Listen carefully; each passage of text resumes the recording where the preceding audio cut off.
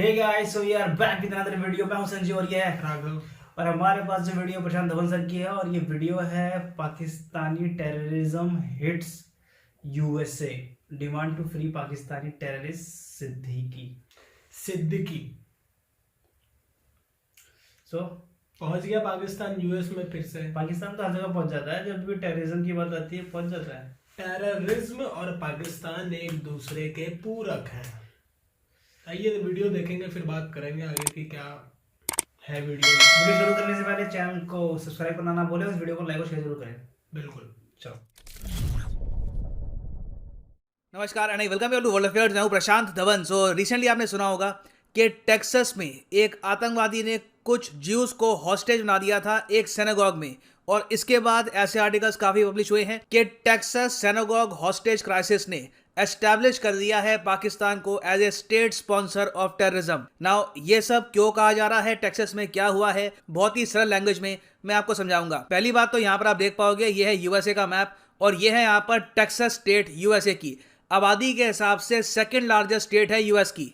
और टेक्सास में यहाँ पे आपको मिलेगा एक बहुत ही फेमस सिनेगॉग जिसका नाम है कांग्रेगेशन बेथ इजराइल। सिनेगॉग मतलब एक ऐसी जगह जहां पर ज्यूज पूजा करते हैं। जिस तरीके से आपको पता होगा क्रिश्चियंस का होता है चर्च, मुस्लिम्स का मॉस्क होता है, वैसे ही ज्यूज का होता है एक सिनेगॉग। और ज्यूज ऑफ कोर्स फॉलो करते हैं जुडाइज्म, जो मेजॉरिटी रिलीजन है इजराइल का। तो यहाँ पे क्या होता है, अचानक से एक आतंकवादी घुसता है और जो 4 लोग यहाँ पर थे उनको बना देता है हॉस्टेज, और फिर अपनी जो डिमांड्स है ये रखता है अमेरिकन गवर्नमेंट के सामने कि अगर इन 4 लोगों को छुड़वाना है तो मेरी मांगे पूरी करनी होगी। और अगर इस बीच कोई सिक्योरिटी फोर्स का कमांडो, कोई भी सिक्योरिटी फोर्स का आदमी सिनेगॉग के अंदर आया तो सीधा ये 4 लोगों को गोली मार देगा। अब यहाँ पे आपका एक लॉजिकल क्वेश्चन आ सकता है कि जब ये सिनेगॉग के अंदर पहुंचा तो इसने अपनी जो डिमांड्स है बाहर की अथॉरिटीज के सामने कैसे रखी। देखो, ये अंदर का दृश्य होता है सिनेगॉग का, यूजुअली आपको ऐसे दिखेगा सिनेगॉग। तो आज के समय क्या है कि सिनेगॉग की होती है लाइव स्ट्रीमिंग। हर जगह आपको मिलेंगे कैमरास और इनकी जो स्ट्रीमिंग है ये जो ज्यूइश कम्युनिटी के टेलीविजन हैं वहां पे होती है। तो इसने स्टार्ट कर दी यहाँ पर लाइव स्ट्रीमिंग, और लाइव स्ट्रीमिंग के जरिए उसने दिखाया कि देखो मैंने 4 लोगों को रखा हुआ है हॉस्टेज। नाउ क्वेश्चन यहाँ पर यह आता है इसकी डिमांड्स थी क्या, इसने 4 लोगों को बंधक क्यों बनाया था। देखो, इस आतंकवादी की डिमांड ये थी कि आफिया सिद्दीकी जो एक और आतंकवादी है, पाकिस्तान बेस्ड आतंकवादी है, जो टेक्सास की जेल में है इस वक्त, इसको छुड़वाया जाए। अब यहाँ पर आप कहेंगे आफिया सिद्दीकी का इससे क्या रिलेशन है और आफिया सिद्दीकी अपने आप में कौन है। देखो, यहाँ पे आपको पहले जानना होगा आफिया सिद्दीकी के बारे में और आफिया सिद्दीकी को छुड़ाने के लिए जो कोशिशें करी गई है उनके बारे में। पहली बात तो ये जान लो कि आफिया सिद्दीकी का जन्म हुआ था पाकिस्तान में। ये एक न्यूरो साइंटिस्ट हैं। आज के समय इनकी एज है 49। जब ये काफी यंग थी, अपने आप कह लीजिए स्टूडेंट ईयर्स में, ये पाकिस्तान से यूएस में आई थी, यहाँ पर पढ़ाई करी, उसके बाद वापस पाकिस्तान में गई। बीच में कई गलत लोग इनको मिल गए और बहुत ही ज्यादा रेडिकलाइज हो गई थी। ये एफबीआई के रडार में थी क्योंकि आफिया सिद्दीकी ने अलकायदा के साथ जो अपने कनेक्शंस हैं ये स्ट्रॉन्ग करने स्टार्ट कर दिए थे। एक बार को अमेरिकन मीडिया में आफिया सिद्दीकी को टाइटल दिया गया था लेडी अलकायदा, क्योंकि आफिया सिद्दीकी ने क्या किया कि 9/11 हमलों के बाद जब यूएस की फोर्सेस अफगानिस्तान में चली गई तो अमेरिकन सोल्जर्स पे अटैक प्लान किया और कोशिश की कि बहुत सारे अमेरिकन सोल्जर्स को ये हर्ट करे बाकी आतंकवादी ग्रुप्स के साथ मिलकर। और बताया जाता है कि इनका एक प्लान ये भी था कि यूएसए में भी बहुत सारे डर्टी बॉम्ब्स ये एक्सप्लोड करना चाहती थी, मगर ये प्लान कभी सक्सेसफुल हो नहीं पाया। इवेंचुअली जब एफबीआई ने इनको पकड़ा और इनकी इंटेरोगेशन चल रही थी, एक रूम में इनको रखा, पूछा कि आप ये अलकायदा के लोगों से क्यों मिली, आपके क्या कनेक्शन है इनसे, तो उसी दौरान बताया जाता है कि एक यूएस आर्मी ऑफिसर से इन्होंने एक M4 राइफल छीन ली और कुछ गोलियां चलाने की भी यहाँ पर कोशिश करी। थैंकफुली किसी की यहाँ पर मौत हुई नहीं। तो फिर 2010 में इनका केस चलता है यूएसए में। यूएसए का कोर्ट कहता है कि इन्होंने बिल्कुल आतंकवादी संगठनों का सपोर्ट किया है और इनको होनी चाहिए जेल। जेल कितने सालों की मिली है इनको? 86 ईयर्स की प्रिजन इनको मिली है। तो अभी ये 49 ईयर्स की है। आप मान लीजिए सारी उम्र ये जेल में ही बिताने वाली हैं। अब यहाँ पर आप पूछेंगे मगर पाकिस्तान ने इसका क्या रिएक्शन दिया, क्योंकि बात तो बहुत अजीब है। एक फीमेल जो यूएसए में गई पढ़ने के लिए, न्यूरो साइंटिस्ट बनी। यूजुअली कहा जाता है कि आतंकवाद के रास्ते पे जो ये लोग चलते हैं ज़्यादातर इकोनॉमिकली काफ़ी पुअर होते हैं, अनएजुकेटेड होते हैं, मगर यहाँ पर एक न्यूरो साइंटिस्ट, एक फीमेल अलकायदा के साथ जुड़ गई तो पाकिस्तान के लिए काफ़ी एम्बैरेसिंग रहा होगा। इन्होंने कहा होगा कि हम डिसोन करते हैं इनको, ये हमारी नहीं है। देखिए पाकिस्तान डिसोन तो कर नहीं सकता था क्योंकि प्रॉपर रिकॉर्ड था यहाँ पर कि she studied in Pakistan, she was born in Pakistan. तो फिर पाकिस्तान ने क्या किया, अपनी इमेज बचाने के लिए अग्रेसिव मोड ले लिया। इन्होंने ये कहा कि हाँ आफिया सिद्दीकी हमारी है, मगर जो यूएस कोर्ट में उनका केस चला है ये गलत तरीके से चलाया गया है, जो सबूत प्रेजेंट किए गए हैं ये गलत है। और उस वक्त के पाकिस्तान के जो प्राइम मिनिस्टर थे यूसुफ रजा गिलानी, इन्होंने ये तक कह दिया कि आफिया सिद्दीकी डॉटर है पाकिस्तान की, she is the daughter of the nation, और हर पाकिस्तानी चाहता है कि यूएस की जेल से आफिया सिद्दीकी को निकाला जाए। और उसके बाद आप अगर देखो तो ऑलमोस्ट हर 2-3 साल में पाकिस्तान की तरफ से एक ऑफर जाता है यूएसए को कि आफिया सिद्दीकी की एक्स्ट्राडिशन कर दो, एक डील कर लेते हैं, हमारे यहाँ भी बहुत सारे आतंकवादी हैं, कई कॉन्विक्ट्स हैं, तुम्हारी जो टेरर लिस्ट है उनमें उनका नाम होगा, तो वो जो आतंकवादी है हमसे ले लो, उसके बदले में आफिया सिद्दीकी हमको दे दो। मगर हर बार देखा गया है कि यूएसए ने पाकिस्तान की ये रिक्वेस्ट कर दी है रिजेक्ट, क्योंकि यूएसए को पता है कि जैसे ही आफिया सिद्दीकी पाकिस्तान पहुंची उसका वेलकम होगा हीरो की तरह और उसको कोई भी सजा नहीं मिलेगी। नाउ सिंस पाकिस्तान की गवर्नमेंट आफिया सिद्दीकी को छुड़ा नहीं पाई, उसके बाद देखा गया है कि बहुत सारे जो ये आतंकवादी है उन्होंने खुद कोशिश करी अपनी तरफ से कि यूएसए में या तो कुछ किडनैपिंग कर लो या कुछ किसी को हॉस्टेज बना लो या फिर एक टेरर थ्रेट प्लान करो और उसके जरिए आफिया सिद्दीकी को छुड़वा दो। 2018 में देखा गया कि एक ओहायो में आदमी था, इसने कोशिश करी कि उस जेल को ये अटैक करेगा जहां पे आफिया सिद्दीकी को रखा हुआ है। थैंकफुली इसका अटैक फेल कर गया और इसको 22 साल की खुद जेल मिल गई है। उसके अलावा फिर यह भी देखा गया कि इस्लामिक स्टेट जब अपनी पीक पे था सीरिया इराक में, तब यह रिपोर्ट किया गया, यहां पर आप देख पाओगे वॉशिंगटन पोस्ट का आर्टिकल है कि लेडी अल कायदा को छुड़वाने के लिए इस्लामिक स्टेट ने काफी बार कोशिश करी कि अगर मान लो अमेरिका के किसी जर्नलिस्ट को उन्होंने पकड़ लिया है तो वो ऑफर देते थे कि अमेरिकन जर्नलिस्ट ले लो, या फिर अगर कोई सोल्जर पकड़ रखा है तो ये सोल्जर ले लो, उसके बदले में आफिया सिद्दीकी को छोड़ दो। तो यहाँ पे पहली बात तो आप समझ सकते हैं कि आफिया सिद्दीकी बहुत ज्यादा रेडिकलाइज थी। अगर इस्लामिक स्टेट अपने आतंकवादी ऑफर कर रहा है आपकी रिहाई के लिए तो ऑब्वियसली आतंकवाद में बहुत ज्यादा आपकी इन्वॉल्वमेंट है। थैंकफुली यूएसए ने तब भी इस्लामिक स्टेट की नहीं सुनी और आफिया सिद्दीकी आपको आज भी जेल में ही मिलेगी। तो सिंस इस्लामिक स्टेट उसके अलावा कई और लोग कोशिश कर चुके हैं आफिया सिद्दीकी को छुड़वाने के लिए, एक और कोशिश करी गई 15 जनवरी को, और इस बार जैसे मैंने आपको बताया एक सिनेगॉग में एक रेडिकलाइज्ड आदमी चला गया और उसने बंदी बना दिया 4 लोगों को। नाउ क्या वो आदमी अब मर चुका है? तो इसका आंसर है हाँ। जो यूएसए की सिक्योरिटी फोर्सेस हैं इन्होंने यहां पर डिसाइड किया कि फ्लैश ग्रेनेड का यूज करेंगे। फ्लैश ग्रेनेड यहां पे आप देख पाओगे ऐसा दिखता है, इसको फ्लैश बैंग भी कहते हैं, थंडर फ्लैश भी कहते हैं, साउंड बॉम्ब भी कहते हैं। फ्लैश ग्रेनेड से देखिए बड़ा ऐसा धमाका नहीं होता। फ्लैश ग्रेनेड होता है एक आप कह लीजिए आदमी को स्टन करने के लिए। एक आदमी के सामने अगर फ्लैश ग्रेनेड का एक्सप्लोजन हो गया तो उस आदमी की बॉडी पे कुछ इतना नुकसान होगा नहीं, मगर जो उसकी आई साइट है, देखने की एबिलिटी, सुनने की एबिलिटी, ये बिल्कुल सुन्न हो जाएगी कुछ सेकंड्स के लिए। और सिक्योरिटी फोर्सेस को इतना टाइम चाहिए होता है, उतने में वो गोलियां चलाकर उस आदमी को किल कर सकते हैं। तो यहां पर भी यही हुआ, रिस्क लिया गया, फ्लैश ग्रेनेड यहां पर छोड़ी गई सिनेगॉग के अंदर, जो ये टेररिस्ट था स्टन कर गया, गोलियां चलाई गई और फिर जो यहां पर हॉस्टेजेस थे, चारों हॉस्टेजेस, इनको छुड़वा लिया गया। थैंकफुली किसी भी हॉस्टेज को ये आतंकवादी नहीं मार पाया। अब यहां पे आपका मेन क्वेश्चन ये होगा कि जिस आदमी ने सिनेगॉग में लोगों को हॉस्टेज बनाया था, क्या ये भी पाकिस्तानी था? देखिए यूएसए ने अभी के लिए कहा है कि इस पर ये इन्वेस्टिगेशन करेंगे, क्योंकि जैसे मैंने आपको बताया आफिया सिद्दीकी आप कह लीजिए जो भी इस्लामिक टेरर आउटफिट्स हैं उनकी एक हीरो ही है ग्लोबली, क्योंकि ये एक्चुअली पहली फीमेल थी जिसे एफबीआई ने डायरेक्टली लिंक किया था अल कायदा के साथ। उसके बाद ये देखा गया है कि आफिया सिद्दीकी का एग्जांपल देखकर कई और फीमेल जो है अफगानिस्तान में, पाकिस्तान में ये रेडिकलाइज हुई है। इंडिया में भी आपने देखा होगा कई फीमेल्स हैं ये गई हैं आईसिस को ज्वाइन करने के लिए। तो इसलिए चाहे फिलिस्तीन हो, सीरिया हो, इराक हो, पाकिस्तान हो, हर जगह से जो भी रेडिकलाइज लोग हैं उन्होंने कोशिश करी है एक बार आफिया सिद्दीकी को छुड़वाने के लिए। तो हम यहाँ पर 100% छोटी से कह नहीं सकते कि इस बार जो ये आतंकवादी था जिसने ये यहाँ पर किया सिनेगॉग में ये अटैक, ये भी एक पाकिस्तानी है या नहीं।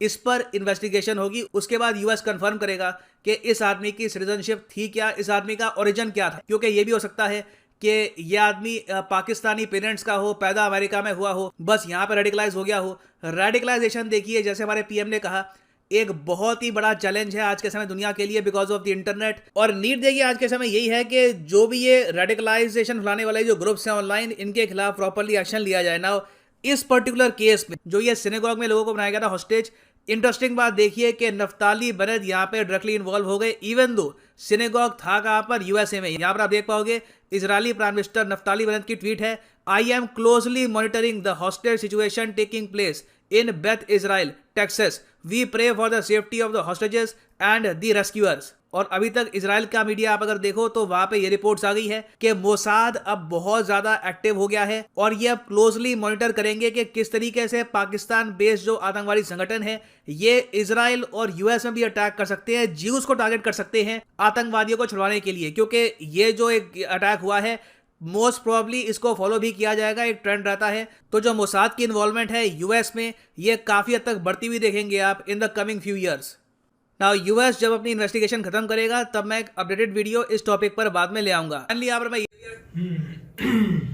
सो इस वीडियो में सर ने ये बताने की कोशिश करी है, मतलब बताने की कोशिश करी है, मतलब जो न्यूज़ आ रही है वो ये है कि टेक्सास में एक सिनागोग है जहाँ पे किसी रेडिकलाइज या फिर किसी मतलब एक तरीके से आतंकवादी ने अटैक करा, ताकि अटैक करने के बाद उसने डिमांड करी कि आफिया सिद्दीकी जो एक टेररिस्ट रही हैं जिनको 86 ईयर्स की मतलब जेल है, उसको छुड़ाने के लिए उन लोगों ने डिमांड करी।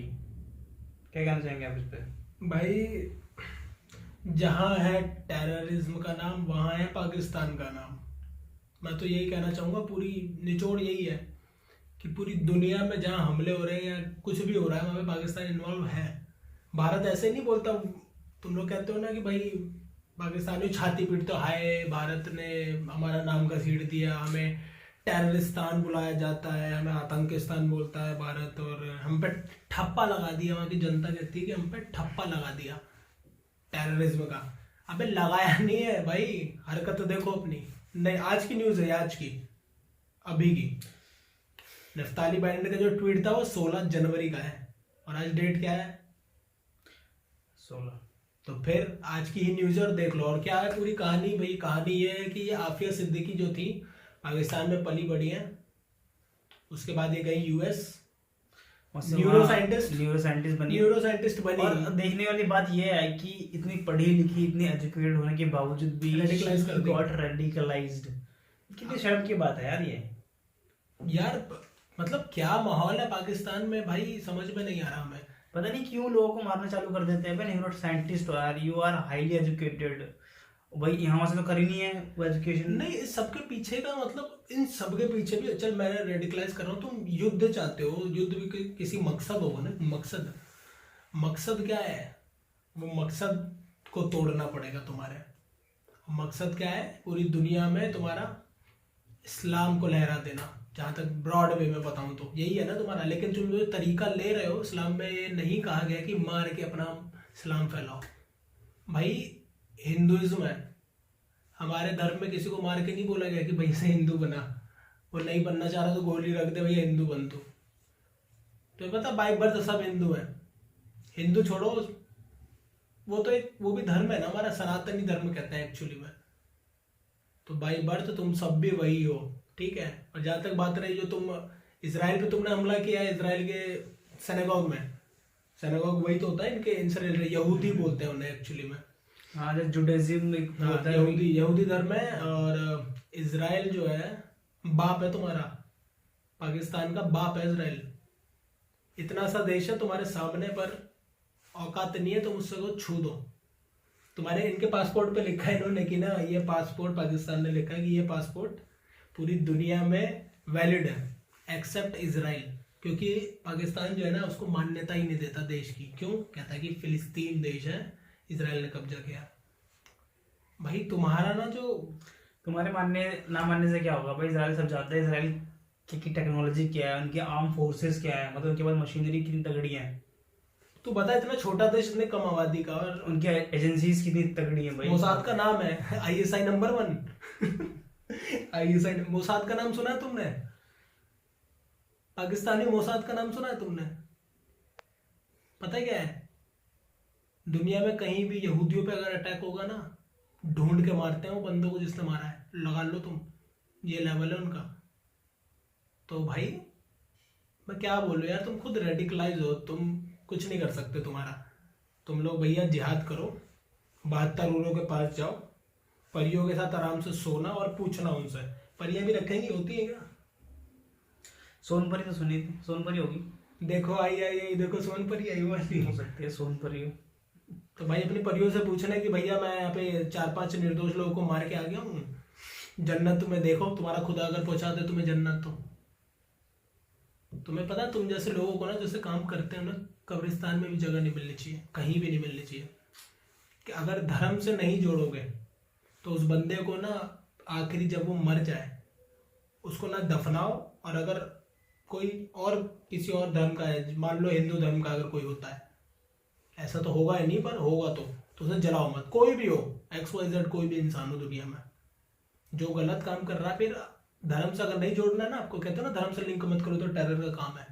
भाई धर्म से लिंक इसीलिए किया जाता है और कोई दिक्कत नहीं है। और स्पेशली पाकिस्तान से, पाकिस्तान अपने आप को इस्लामिक स्टेट बोलता है, इसीलिए बार बार होता है। और तुम्हारी वजह से पूरे दुनिया में ना इस्लाम बर्बाद है, तुम्हारी वजह से सिर्फ, और किसी की वजह से नहीं है, इस सोच की वजह से।